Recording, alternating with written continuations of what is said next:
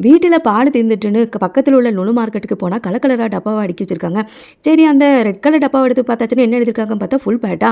பக்கத்துல blue colour டப்பா இருக்கே, அப்ப அதோட என்னது அப்படின்னு பார்த்தாச்சுன்னா அது லோ ஃபேட்டுன்னு எழுதியிருக்கு. அப்பா!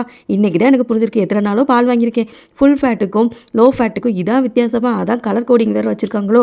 சரி இப்போ உள்ள காலகட்டத்தில நமக்கு வந்து ஃபுல் ஃபேட்லாம் வேண்டாம். நம்ம லோ ஃபேட்டே எடுத்துக்கலாம்னு சொல்லிட்டு நானும் தூக்கி போட்டுட்டேன். இப்ப தான் இந்த 2க்குள்ள வித்தியாசம் எனக்கு புரிஞ்சுச்சு. நீங்க கத்தார்ல ஃபுல் ஃபேட்டு இல்லன்னா லோ ஃபேட் மில்க் வாங்குறீங்களா? எந்த மில்க் வாங்குறீங்கன்னு சொல்லிட்டு கமெண்ட் பண்ணுங்க.